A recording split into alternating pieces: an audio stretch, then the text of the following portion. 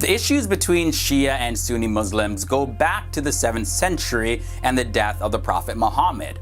In the past decade, there has been a ton of spotlight on the differences between these two branches of Islam. According to a 2009 study by the Pew Research Center, the vast majority of the 1.8 billion Muslims who are in the world are Sunni. But let's take a look at some of these differences between Shia and Sunni Muslims. How's it going, everybody? Thank you for joining me on another episode of FTD Facts. I'm Leroy Kenton, and this is a question that a lot of people like myself who are not Muslim or just of different religious backgrounds really don't understand. So I'm going to get into the intricacies and some interesting facts here on the differences between Shia and Sunni Muslims. So let's begin with the facts right now.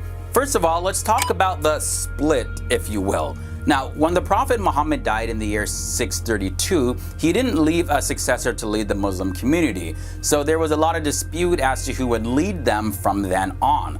The title passed to Abu Bakr, and then after him came Ali, the Prophet's son-in-law. But after Ali, his sons Hassan and then Hussein claimed the title. Hussein's martyrdom became a central focal point to those who believed that Ali should have succeeded the Prophet and not Abu Bakr. But Sunnis also believe that the first three caliphs before Ali as rightly guided and as devoted to Allah. Sunni rulers embarked on a massive conquest that extended the caliphate to northern Africa and Europe. Now I want to take a bit of a closer look in terms of how their beliefs actually differ. So Shias considered Ali and the leaders who came after him as imams. Most believe in a line of 12 imams, the last of whom, a boy, is believed to have vanished in the 9th century in Iraq. Shias known as Twelvers anticipate his return as the Mahdi or the Messiah.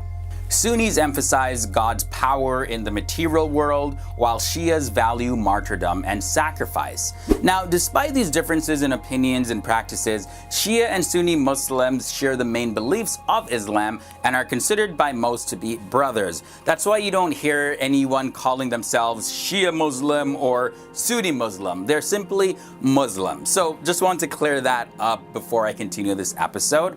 So now let's talk about a little bit of where they're located around the world. Now, more than 85% of the world's 1.8 billion Muslims are Sunni. They live across the Arab world, as well as in countries such as Turkey, Pakistan, India, Bangladesh, Malaysia, and Indonesia. Iran and Iraq and Bahrain are largely Shia. The Saudi royal family practices a conservative brand of Sunni Islam known as Wahhabism. Now, in terms of their religious leadership, so Shia Muslims believe that the Imam is pure by nature and that his authority is unquestionable because it comes directly from God. Therefore, Shia Muslims often venerate their Imams as saints. On the other hand, Sunni Muslims say that there is no basis in Islam for a hereditary privileged class of spiritual leaders, and no basis at all for the veneration of saints. Sunni Muslims argue that the leadership of the community is not a birthright, but it's actually a trust that you need to earn. So Sunni and Shia Muslims follow the Quran, as well as the Prophet's hadiths or sayings, and the Sunnah, which are the customs. They also adhere to the 5 pillars of Islam. Now, in countries ruled by Sunnis, the Shias tend to be among the poorest of the population. They would often see themselves as being victims of discrimination and some form of oppression. But on the other hand, Sunni extremists often denounce Shia as heretics. But I'm not going to dive too much into that because it's a lot of opinions and speculation of what's really considered oppression and all that stuff. And I'm just going to leave that for people that want to debate that. But I want to move on now into a huge distinction, the Muharram as well as self-flagellation. So Muharram is the first month in the Islamic calendar, right? And the 10th day of Muharram is a day of Ashura. Now on the day of Ashura, some Shia Muslims march in parades across the streets and flog their own backs with whips or chains. This is to celebrate Hussein and his martyrdom. While this practice is permitted by some Muslims, the Shia community has completely banned this practice. Another distinct belief is their belief in angels. So Shias believe that angels were created by God and they obey God's commands. They have limited free will, but they also have no desire to commit sins. And the Sunnis, on the other hand, believe that God created angels from light, and they believe that they do not have any free will whatsoever, and they always obey God's commands. Shias believe in taqiyya, which is to be able to deny faith under grave danger. So like if somebody's holding a gun to your head and they're saying denounce your faith, it's like, okay, yep, denounce your faith and you're not breaking anything in Islam. Now this extends to the belief that the true meaning of faith is hidden until the coming of the 12th Imam. So the Sunnis don't really place as much importance to the inner meaning of the Quran.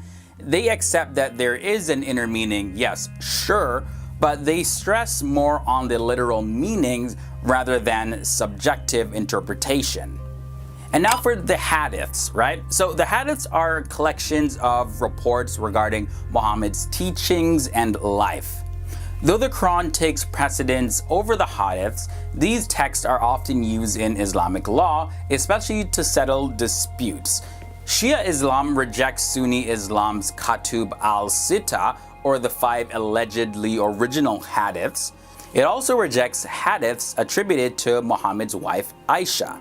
Likewise, Sunni Muslims reject Shia Islam's 4 books.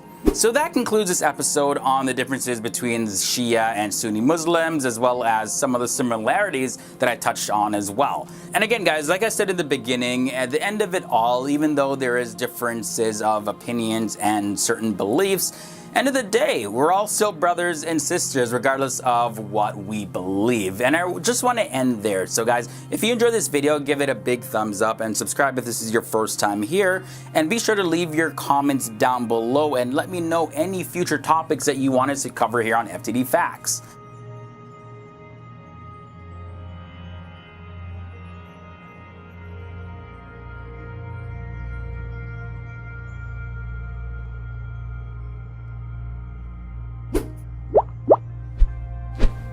And guys, you've reached the end of another video, but before you go, I want to leave you with some video suggestions. Here's some more videos about the different religions that we've covered on this channel, as well as if you want to know any more interesting facts about the different parts of the world or anything in general, we have videos for that as well. So click on something right here and be sure to come back every Monday to Friday for new episodes. Thanks for watching, and I'll see you real soon.